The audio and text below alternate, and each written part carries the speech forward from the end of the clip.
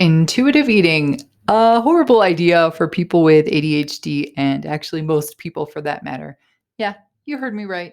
I think that in most cases, the concept of intuitive eating is utter BS. So, all you intuitive eating authors, speakers, nutritionists, dietitians, and coaches, I'm coming for you today. Sorry, not sorry. You're messing with people's heads and their bodies, thinking you're doing them a favor, and the tactics you're peddling don't work. Stop it. You're part of the problem.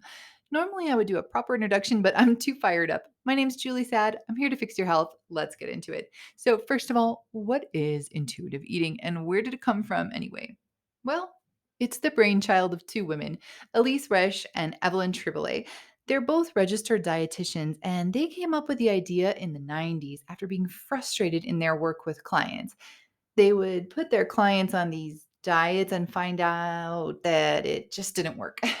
Of course, anyone who lived through the 90s knows that back then, especially in the US, it was all about low fat and calorie restriction. Two things which we now know don't work. So I get it. I get it. I would have been frustrated too. They were no doubt following the instructions they were given in their professional training. So I commend them for seeing that it wasn't working and wanting to do something different. Unfortunately, what they came up with was kind of, well, they basically said, eat whatever the hell you want, stop dieting, stop worrying. Here's the problem with that. If we're talking about nutritious, real food that our body actually recognizes as food and has an evolutionary history of dealing with for hundreds of thousands of years, and we're talking about food that contains things that are essential for our survival, such that the body will be saying, oh, thank you for that magnesium. Oh, just what I wanted. Sodium, yippee, saturated fat, my favorite, or protein, finally. I've been waiting all day for this. Then, yeah, I would say you have a pretty good shot of eating that food in a way that'll lead to you having good health and being at a healthy weight. However, if you're allowing yourself to eat things that your body really doesn't understand and really doesn't need, then how on earth is your body going to know when you're satisfied? Your ancestors didn't have Doritos. Your body doesn't really understand why the heck they are.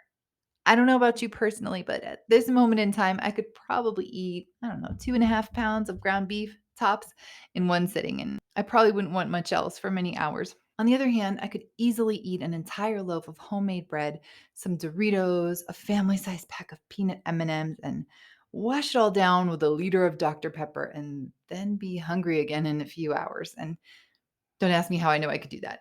Painful memories.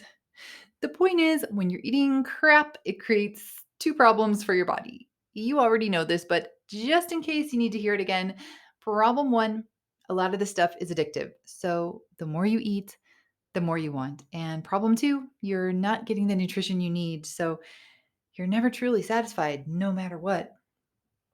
Meanwhile, those of us with ADHD have some extra things to take into account. We tend to have some of these issues: higher stress levels, poor sleep, issues with impulse control, a higher tendency to having addictions, larger than life emotions, and most of us have that lovely little beast inside of us called shame, which can really mess up quite a lot of things for us. So, if our ADHD is not well managed, we're operating on a, let's just say it, somewhat broken internal regulation system. But you're telling me to follow my feelings and eat that donut and those Doritos because I shouldn't deny myself the pleasure of shoving complete garbage down my throat? Seriously? And if that wasn't enough to convince you that intuitive eating is literally the worst diet strategy for us ADHDers, then let me give you another reason. There's a thing called interoceptive awareness. In a nutshell, it's understanding what's going on inside your body. This includes your emotions, but also simple things like your thirst, your hunger, what temperature it is. Us folks with ADHD can sometimes miss our body's own signals. For example, if you've ever been so busy doing something that you didn't realize you had to pee until you were at level, oh my God, then that's an example of what I'm talking about. So, hey, I did a pretty good job with that weird yoga pose. So, this idea of eating until you're full, if we're doing that with crap food, I posit that it can be even easier for us to miss that signal. However, if you're dealing with real foods, especially things like fatty cuts of red meat, for example, so something highly nutritious, your body will recognize that and it'll give you a clear signal when it's had enough. It'll switch off your hunger in a dramatic way.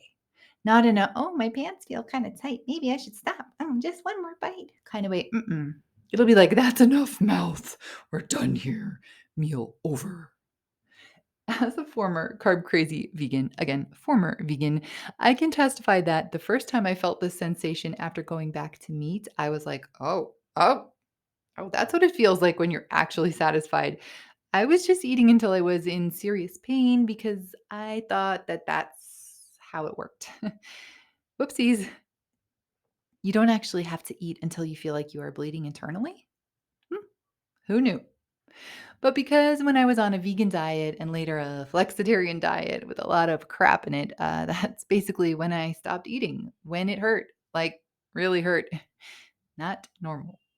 So now my food intuition is great when the food I eat communicates properly with my body. But when it doesn't, well, forget about it. Trying to intuitively eat garbage is like trying to read a book in a language you don't speak. You don't feel satisfied and you eventually stop from the pain.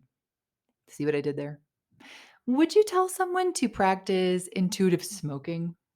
How about intuitive cocaine use? Sounds crazy, doesn't it? But if you just listen to your body, it'll tell you how many cigarettes it needs. It'll tell you how much coke it wants. Really, people? And here's the thing again, I get where these intuitive eating folks were coming from. The diet advice that we used to get, and guess what? Are still getting because unfortunately, mainstream nutrition guidelines are still pretty much recommendations that have no basis in science and are heavily influenced by industry. It's pretty bad advice. So, yeah, I agree with you, ladies. The standard advice doesn't work. It doesn't fix weight problems or other diet related health problems. But there is diet advice that does work and has been shown to work in countless studies. So, why not work on bringing the truth to light instead of just telling people, nothing works, so F it, YOLO, live your life, eat what you want? Now, I do agree that in general, a lot of diet culture and a lot of fitness culture, yes, I'm coming for you today too, is downright toxic. The reason it's toxic is because so much of the advice is wrong. And then you follow the advice and maybe it works for a few weeks and then it doesn't. And what do? You blame yourself. It's me. If only I had more willpower. If only I were more disciplined. Stop it. Please listen. You don't lack willpower. You're being told to eat garbage that's actually robbing you of energy. And then when you're too tired to put on your $200 workout gear and drive to the gym to sit on a piece of equipment, you feel like it's all your fault. It's not. You're being lied to. You're being patently lied to. Some of the people who are lying to you do not know that they are giving you terrible information. It's just what they were taught and they're passing it on. Some of the people who are lying to you 100% know that they are, and they're laughing all the way to the bank. So, let me tell you a story that hopefully will make you as angry as it made me, and then you'll see why I'm so fired up about all this. I have a good friend who's a physician, and her medical license is here in Colombia. We were talking on the phone, and I told her I had a podcast. She was inspired and told me that she'd been thinking about doing a podcast too, but wasn't sure what to talk about. Suddenly, I heard a gasp of inspiration coming from the phone. I know, she said. I can use my notes from the Coca-Cola training. The Coca-Cola training, I asked, well, what's that? Oh, well, Coca-Cola did this big training seminar for a bunch of us doctors here in Columbia about fitness. I still have all the notes they gave me, so I can just use that. I was so shocked when she told me this that I didn't even know what to say. Now, some of you might already have figured out what's going on here. For those of you who haven't, let's think about this together for a second. Why the hell is Coca Cola convening groups of doctors and educating them about fitness? What on earth could possibly be in it for them? Well, let's see. If I have a company that sells, as I've heard it referred to, brown diabetes water, it behooves me to not get blamed for ruining people's health. So if I push this narrative that what you eat or drink doesn't matter as long as you burn it off, right? I can tell you whatever the hell I want. And if you become obese or diabetic or both, it's not my fault. You should have gone to the gym. Silly you. Check out some of the work by Dr. Robert Lustig for more on what he calls the Coca-Cola conspiracy. Do you see now how much crap we've been fed? Pun intended. Do you see how it's not about willpower? Do you see how it's not about intuition? It's about knowing what your body actually needs and knowing that when you speak its language, meaning nutrient dense, real food that it actually recognizes, then yeah, your intuition will probably serve you just fine. Otherwise, it's an exercise in futility. So here I am going on and on about this, but I haven't made any mention of data. And you know it, we got to bring the data. So let's see. Does intuitive eating help with weight loss? The answer is no, it doesn't. I looked at two different meta analyses and both said that it doesn't. It doesn't help with weight loss, nor does it even improve the quality of your diet. No surprise there. So if you head on over to the internet and give it a Google, you'll see tons and tons of content about how intuitive eating can help you lose weight. Yet, the founders themselves of this diet say that it's not about weight loss and it was never about weight loss. Hmm. So there are people telling you you can lose weight with this diet, which was never designed as a weight loss diet. Okay, fair enough. If it's about healing your relationship with food and nothing more and nothing less, then guess what? Studies do show that it can help with that. It can help with things like body image and self esteem. And that's fantastic, sincerely. And I suppose we could extrapolate from that and say that maybe feeling better about yourself could lower your stress levels and improve your overall health in that way. But I'm just speculating here. Meanwhile, I say, why not do work to accept your body as it is in this moment? Love yourself in this moment, but at the same time, take steps to improve your health. Why does it have to be one or the other? Why can't I practice self love and self acceptance, but also take care of myself by giving my body what it actually needs? And by eating a proper human diet, to use the words of Dr. Ken Berry, my body sorts itself out intuitively.